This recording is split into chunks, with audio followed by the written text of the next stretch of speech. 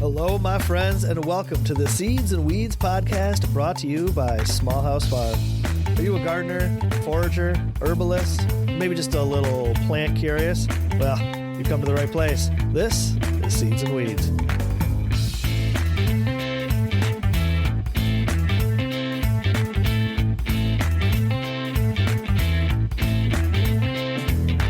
Welcome back, my friends. It has been a wonderful little break that we've been on. You may have noticed that we haven't had an episode in a few weeks. We took a little bit of a holiday break, and we are so excited to be back. We're doing things a little bit different to start off the new season, actually. Today, we're going to have Heather in the studio for a while. We're going to be tasting some teas together. We've got 4 different herbal teas from our Patreon package that we're actually going to be pouring and brewing and steeping and sampling, and it's going to be it's a lot of fun. We had a really good time together. Sometime last season we had Wendy Fan on the show to talk about small space gardening, and she'd actually sent some tea in the mail to me before we had our chance to meet up, and so we sampled some tea on the show, and that was really fun. I thought, oh, let's try to recreate that, but we cranked it up to 11, and we're sampling 4 teas with Heather, so you're definitely going to want to stick around for that. That was a ton of fun. And then we're also today going to be talking about 5 seeds that you need to grow in your garden.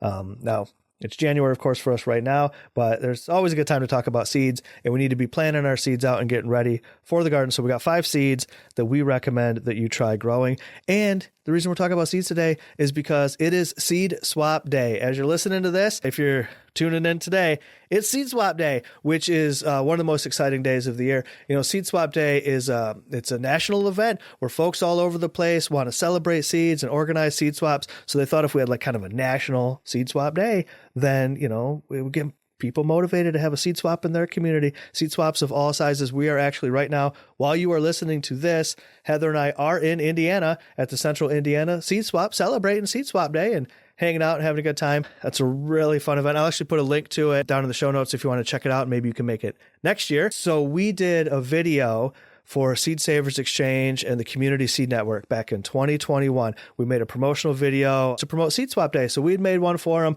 It's up on our YouTube. It's pretty hilarious because we got the whole family involved. You know, we had Heather obviously was in it, and Elijah and little Anakin. So it's super cute to see him now. Just in those short few years, they've grown so much. But we had Grandma, Heather's grandma. It was her YouTube debut. It was fantastic. Probably my favorite part. But I'm going to go to that video. Let's listen to it. And I'm going to let 2021 Bevin Cohen tell you all about what is National Seed Swap Day. Howdy, friends. I'm Bevin Cohen from Small House Farm. I'd like to take a few moments of your time today to talk to you about National Seed Swap Day. So what is National Seed Swap Day? Well, I'm glad that you asked. National Seed Swap Day is an annual event that always takes place on the last Saturday of January. This event's sort of like a holiday, really, where folks all over the country have the opportunity to share and swap their seeds with each other. National Seed Swap Day gives us the opportunity to dream about spring, to meet up with our gardening friends, share some seeds and stories. Seed swaps are always so much fun in the spring. You get to see friends that you haven't seen all winter, get together, talk about your gardening successes as well as your challenges from the year before. Share some of the seeds that you've nurtured and cared for. Pass them on to your friends. Just spending time together. Even if you don't have friends to swap seeds with, you can always give the gift of seeds to a neighbor. Wow! And I mean, even though it's actually Seed Swap Day right now while you're tuning in, but you can find some folks to celebrate with in some way or another. So sort of the challenge that I'm going to propose to you is find a way to share some seeds with somebody today, whether that's, you know, just like a packet of seeds from your garden that you're sharing with your neighbor, or your friends stop over to visit, tuck some seeds in their pocket when they're not looking, whatever it might be. Or like in the video that we made for Seed Savers Exchange, show up at your grandma's house and drop some seeds off on her front porch because she'll be super excited. Right, Nancy? All right, now let's bring Heather in the studio for this tea tasting. This is going to be a blast. And, well, I'm excited to kick off the 3rd season.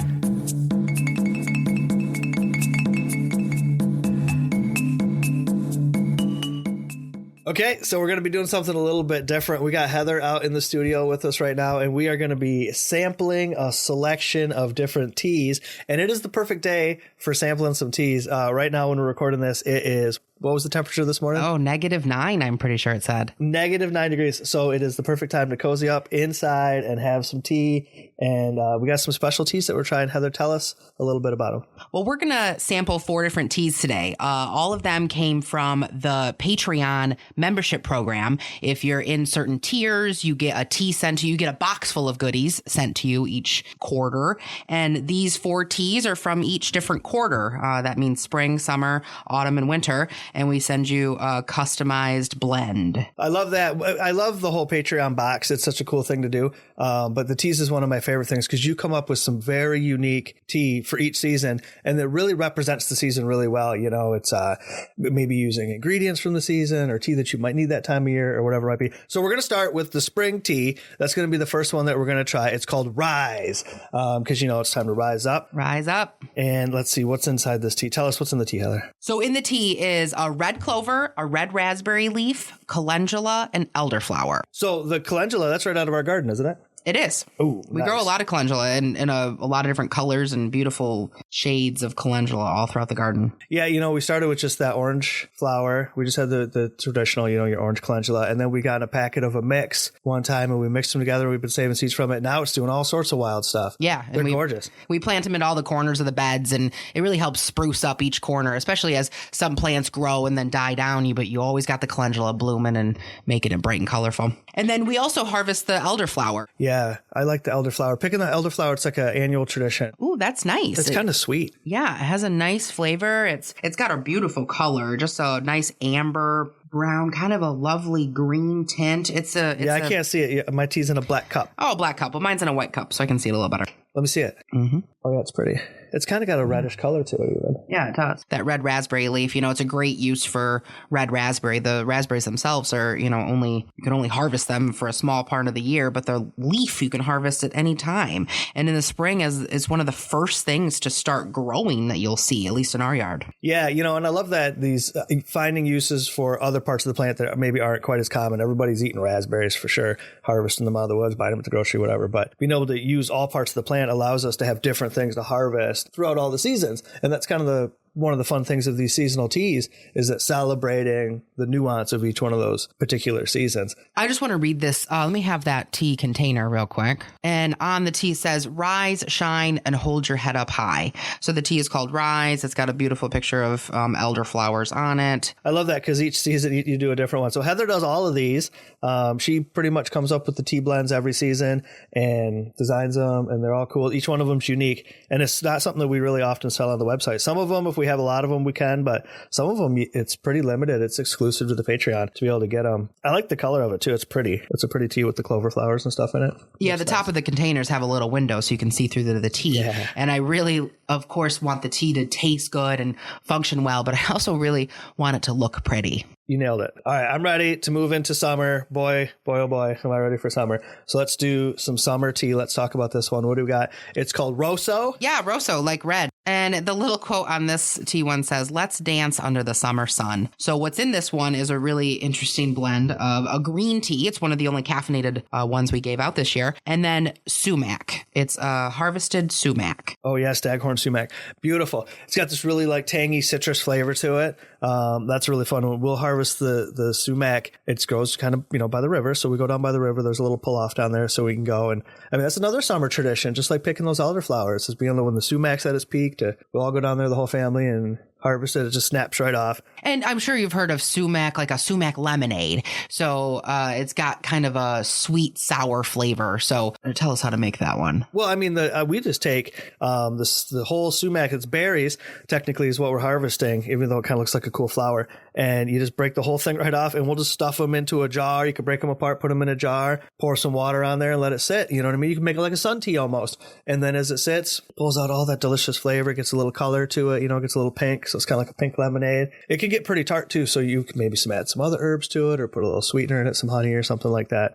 But yeah, that's really good. That's a summer treat. So you're kind of capturing that in this tea, I bet, huh? And actually, when we made this blend, we really encouraged our Patreon members to drink it as an iced tea. You know, in the summer, the hours are so long. You know, you have a little bit more energy because the sun is giving it to you. You can work from 7 a.m. until 10 p.m. And so sometimes a little caffeine helps push you through. Yeah, you need a little pick-me-up, a little tea time. And this is perfect for it because you can get it brewing. If I was making iced tea, I could even do it the night before. Let it steep overnight in the fridge. Then you can just pour it over rocks. Oh, it'd be perfect. Yeah. After a hot day. Oh, yeah. That sounds really good. I can't wait to try this one. But we're not trying it as an iced tea right now. Nope, we're trying it as a hot tea because it is -10. Yeah, right. All right, let's smell this. Oh, look, it's even got a pink color to the tea here. Yeah, it looks pretty, just actually. That quick, too. It's a lot lighter than the Rise tea. Well, we didn't steep it for very long. So just a couple minutes. What would you recommend? Just a couple minutes, actually. I mean, a green tea, we're probably looking at 3 to 5 minutes, especially with the sumac. It is really sour, so you don't want it to steep too long. Yeah, let's talk about that. So if we were steeping it for iced tea, like I was just describing to do, steeping it overnight in the refrigerator, but it's got green tea and that sort of thing. If we were to do that with hot water, it'd be super bitter. It'd be terribly bitter in the morning. So when we steep it, you want to start with cold water. Yeah, if I'm going to make an iced tea or a sun tea, I would start with cold water and let it sit. Long cold infusion. Yeah. Yeah, totally. And then, make it really strong because we're going to dilute it with ice cubes. Oh, it smells really good too. It does. It has It smells tart. nice sour tart smell. Oh, it tastes tart. Wow, that's really good. Mm-hmm.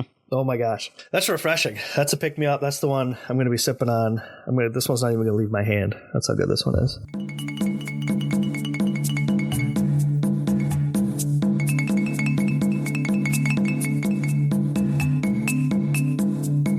We're going to take a short break from our little tea tasting adventure to talk about 5 seeds that you should consider this year.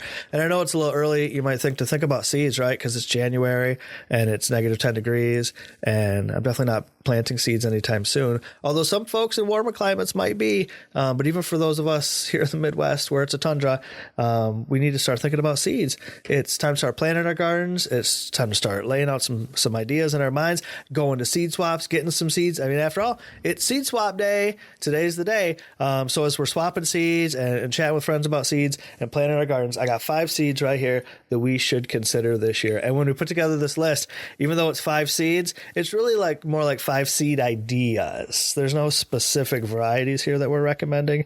It's a little broader than that. So you can just be inspired and use what's going to work for you. Off the list. Number 1 on the list, of course, brassica. Brassica anything. That's actually what it says here. Because any brassica works. So let's think about some of our favorite brassicas. We've got kale, of course, and collards, and we've got mustards, and we've got turnips, and we've got cabbages and broccoli, and even radishes. That's a brassica. These are all wonderful crops to grow because, one, they're easy to grow for the most part. I mean, there's a few outliers there. We could think about something like Brussels sprouts. Brussels sprouts takes a while. It's a little bit more involved. Getting a good head of broccoli might take a couple seasons of practice or something, but for the most part, all of them are easy. Even if you grow broccoli and it doesn't produce a good head, you can eat the whole plant, the leaves and the stems, all that stuff's good. So it's easy to grow and it likes cooler weather. So that's really important for us here in the Midwest in particular. We can grow it in the spring, we can grow it in the fall, we can get 2 different seasons, and they're relatively quick to harvest. That's another thing I like about them. Of course, radishes is a great example. Some spring radishes, you can plant them and you could be harvesting radish to eat within like 3 weeks, 21 days. And that's pretty cool. But if you're planting kale or something, I often plant it far too thick anyways, and I need to thin it out. So all those thinnings that I gather up, all those baby leaves, that's delicious. I can eat that. Baby mustard, bok choy, all of those things. You can grow them. They're easy. They're fast. They like cool weather, and they're super nutritious. They're a powerhouse. If you could only really grow one crop, brassicas, there's a lot of crops in the brassica, so I'd be cheating to choose that. But that's what I would think I would choose would be brassica and garlic. Brassicas and garlic is probably all you need to live, right? That sounds like a good day. Sounds like a good day. Sounds delicious to me. It sounds like breakfast. Okay, number 2 on the list, we have got, something connected to your ancestry or family story. I mean, for a lot of reasons, when we're growing something that's related to, like our family, it's our old family bean or tomato or whatever it might be. I mean, that's just cool to preserve that history and that story. And then when we're eating the tomatoes or whatever it might be, we can be talking about sharing memories. But if you ever read the Seed Savers Exchange Gathering memoir book, she talks about the concept of her saving the seed from Grandpa Ott's Morning Glories. And that inspired her to create the organization. But I think that a lot of people experience that. They have the seed, they grow grow it. It reminds them of this person or this place or this thing, and it really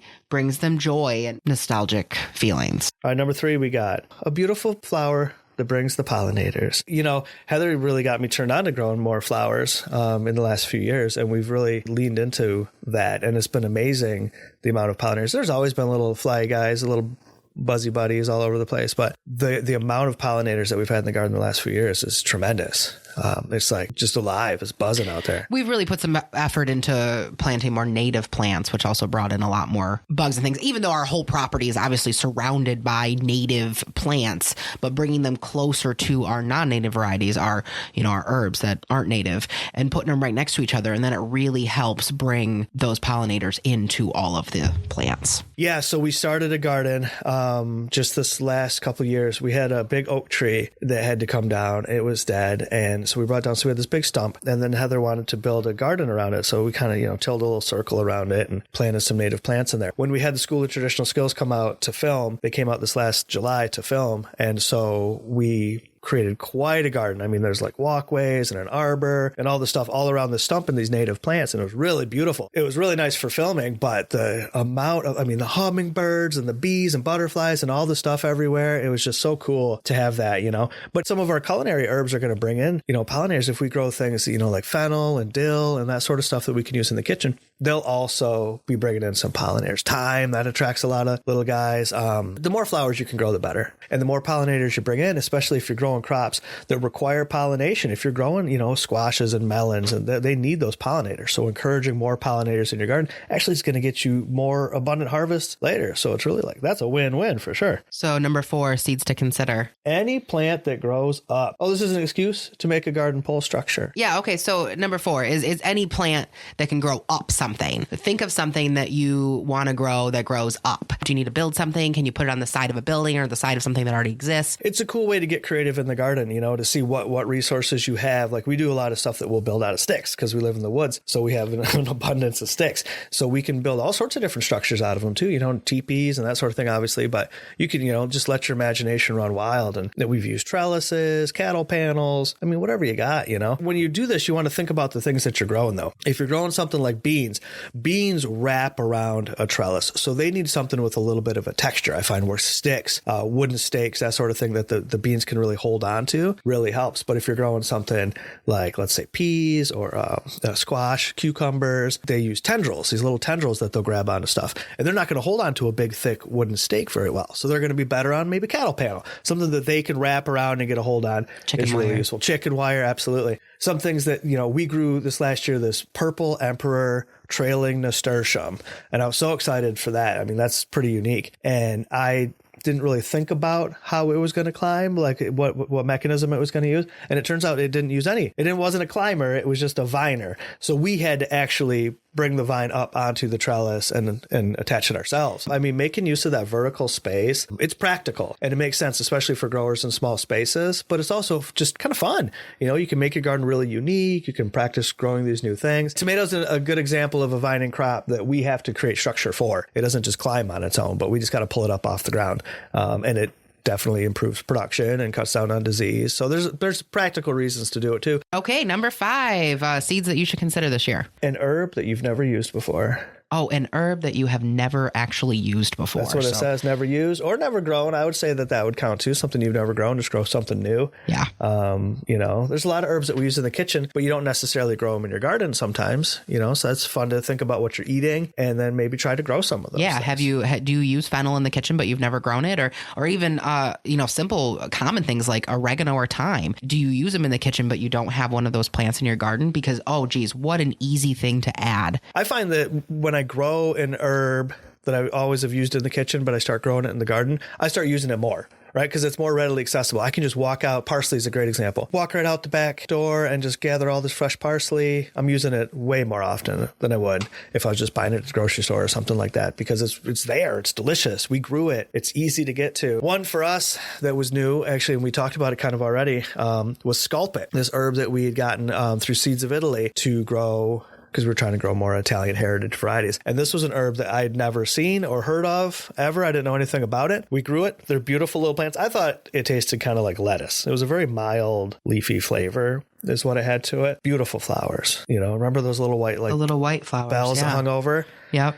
Really unique. It was really cool to grow. And then it reseeded itself. So last year we had quite a patch of it. So that's a fun surprise. That's kind of a nice way to garden. I didn't expect that to happen from a Mediterranean crop, but it seemed to really like it where it was growing. I think everybody should try growing something new. Really, any one of these things on this list could be something new if you think about it, and trying a new brassica or trying a family variety you haven't grown before, whatever it might be. So any one of these is a new experience, and that's what makes gardening fun. And ultimately, that's the goal. You got to remember to have fun out there. Gotta have fun. Gotta have fun. All right, let's try some more tea.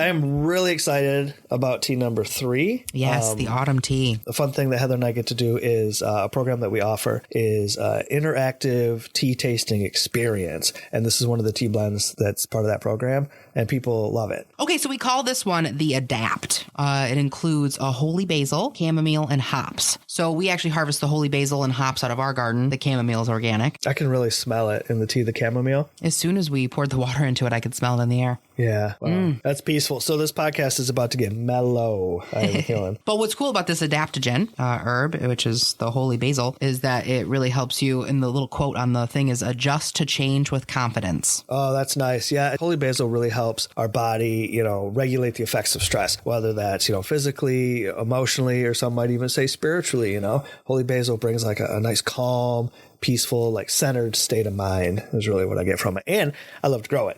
It's a beautiful plant. It's in the mint family. And so it's very productive for us. It's easy to grow. I think anybody could grow holy basil basically anywhere. I don't even put it in a full sun spot. It gets partial sun. It thrives. In its native region, it is a perennial, but it doesn't really handle the cold that we have here in Michigan. So we grow it as an annual, but it is very generous with seeds. Seeds are easy to harvest. You get a lot of them. And it's, like I said, easy to grow from seeds. So it's a really nice plant. We grew a 65-foot row one year, which I always joked, oh, that's more holy basil than any man will ever need. But we run out every year. Yeah. So this last year, I think we grew like 3 or 4 rows of 65-foot rows. Yeah. So yeah. And I mean, so hopefully we've got enough to get us through. We do more and more of those tea tastings, and this is one of the blends. So we go through quite a bit of it. Plus we drink it here at home ourselves. It's delicious. So let's dig into this tea. It did smell like chamomile. Yep. It smells like chamomile. It's got a lighter kind of orangey amber color. It's got a sweetness to it. Really Sweet and a little tart. I can taste at the end. That probably comes from the hops. So the hops we also grow, and it grows up the side of the pole barn in the back. Right on the other side of this wall. Yeah, actually right on the other side of the wall of where we're speaking right now. We grow a couple different varieties of hops that we grow. But the one that seems to be the most prevalent out there anymore is Cascade. Take this tea ball out. Okay. So how long do we steep this one? Well, I mean, my general consensus would always be, steep it about 5 minutes and then adjust to taste, because everybody's going to like something a little different. And the hops can get a little bitter. So the longer that sits in there, I do want to, be conscientious of that. Sure. Plus, we got to finish this podcast, so we can't drink too much hops. Okay. So maybe we should get to the winter tea. Okay. Yeah. Let's get the winter tea going. While we're getting that one ready, I want to ask about this Patreon. So those kits that come seasonally, they also include different varieties of products. So it could be a salves and different tinctures or custom cool random creations that we come up with. Like in this last winter box, Ben made a really awesome batch of chili verde salsa, and that was included. And, we had a lot of leftover peppers from the fall harvest. And so in the winter is a great time to, experiment in the kitchen and craft something fun. So that's why it was included in the winter kit. I love making the hot sauces every year, because each year's hot sauce is like an expression of that year's garden too, because it's different every year. Yeah. And sometimes you get some old callback small house products. Like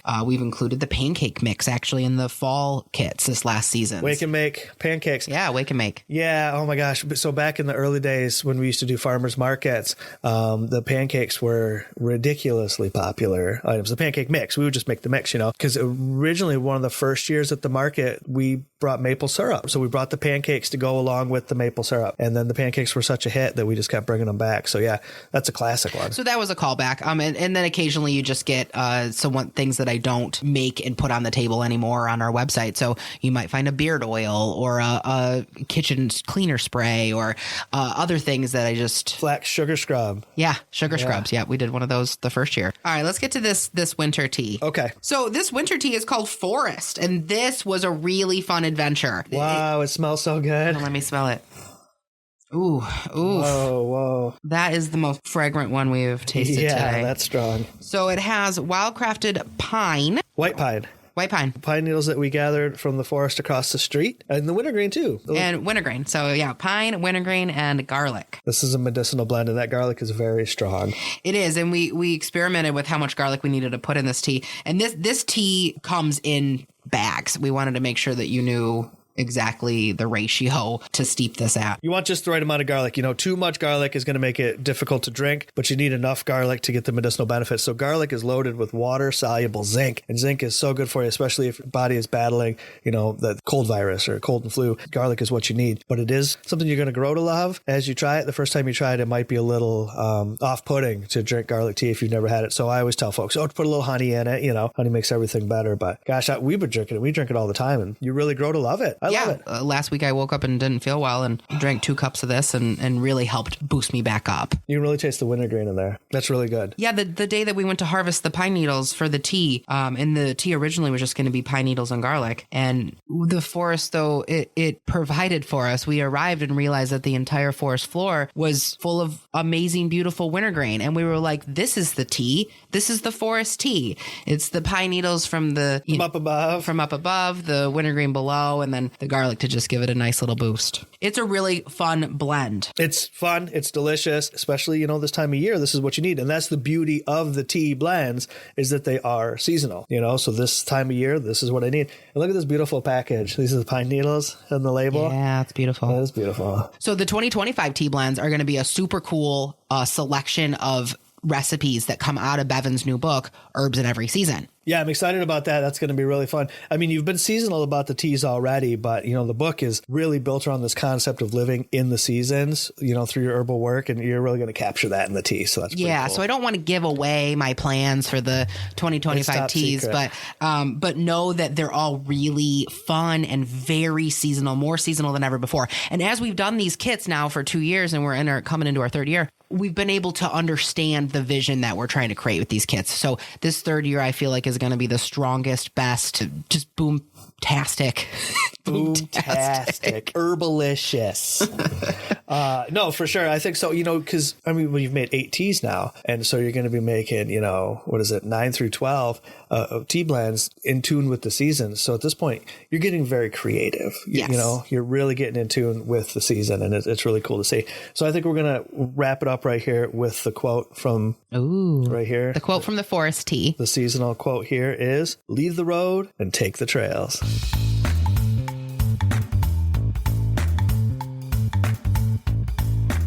Well, what do you know?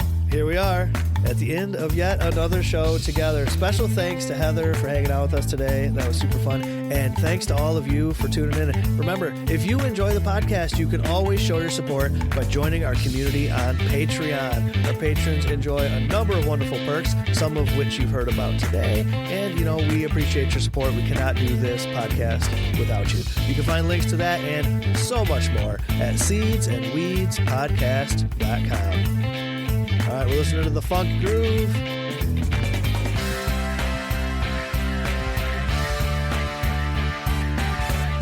Thanks again for hanging out with us, friends. I'm Bevin Cohen, and we'll see you next time.